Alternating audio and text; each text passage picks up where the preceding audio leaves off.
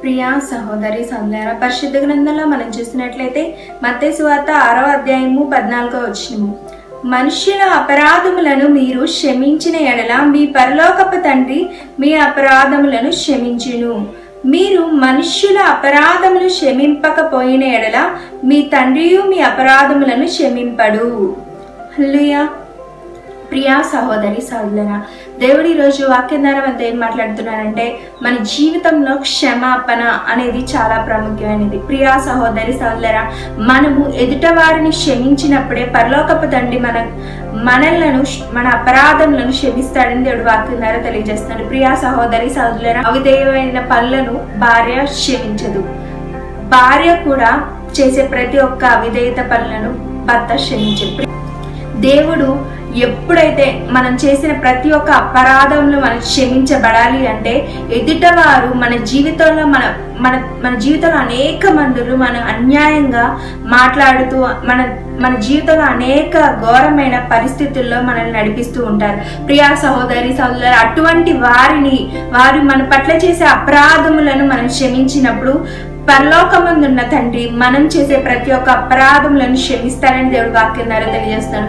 ప్రియా సహోదరి సోదరులారా, పరిశుద్ధ గ్రంథంలో మనం చూస్తున్నట్లయితే దావీదు మహారాజు సౌలును అనేక మార్లు క్షమించాడు. ప్రియా సహోదరి సోదరులారా, క్షమించాడు కాబట్టే దేవుడి దగ్గర ఉన్నతమైన ప్రతిఫలాన్ని పొందాడు. ప్రియా గొప్ప క్షమాపణ సౌలు పట్ల కనపరిచాడు కాబట్టి దావీదు మహారాజు గొప్ప క్షమాపణ కలిగిన వ్యక్తి అని మనం ఎంచుకోవడం. ప్రియా సహోదరి సోదరులారా, అదే విధంగా పరిశుద్ధ గ్రంథంలో మనం చూసినట్లయితే ఏసావుని యాకోబు మోసం చేసి ఏసావు పొందాల్సిన గొప్ప దీవెనలను తన తండ్రి అయిన ఇస్సాకు దగ్గర ఏసావు పొందుకోవాల్సిన దీవెనలు యాకోబు పొందుకున్నాడు. ప్రియా సహోదరి సోదరులారా, అయితే ఇస్సాకు ఆ దీవెనలు యాకోబుకు ఇచ్చాడు. ఏసావుని మోసం చేసి యాకోబు తన తండ్రి దగ్గర ఉన్న దీవెనలన్నీ పొందాడు. ప్రియా సహోదరి సోదరులారా, అయితే ఏసావు యాకోబును క్షమించాడు,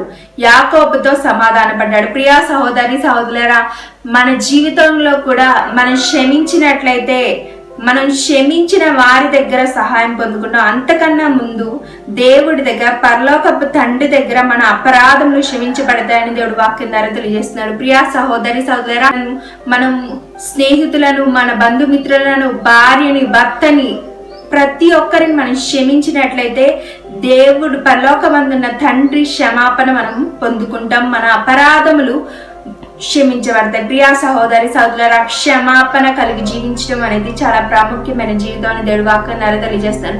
ఒక వ్యక్తితో మనం సమాధానంగా జీవించినట్లయితే మనం పరలోక తండ్రి దగ్గర కూడా క్షమాపణ పొందుకునే వారిగా మన అపరాధములకు కూడా క్షమాపణ దొరుకుతుందని దేవుడు వాక్యం ద్వారా తెలియజేస్తాను. మనము యోసేపు అయితే తన అన్నలు అమ్మివేశారు, అయినా సరే వాళ్ళ అన్నలు క్షమించాడు యోసేపు. ప్రియా సహోదరి సోదరులారా, నాకు గొప్ప అధికారం ఉంది, నేను నా అన్నలను క్షమించను, నా అధికారంతో వారిని శిక్షిస్తాను అని మాత్రం ఏమాత్రం అనుకోకుండా యోసేపు తన అన్నలు ఆకలి సమయంలో కూడా వారిని ఆదరించి వాళ్ళని ఓదార్చి వారికి ఆహారాన్ని దయచేసిన గొప్ప మనసు యోసేపుది. ప్రియా సహోదరి సోదరులారా, యోసేపు వలె మనము క్షమించే వారిగా ఉండాలని దేవుడు ఈరోజు వాక్యం ద్వారా తెలియజేస్తాను.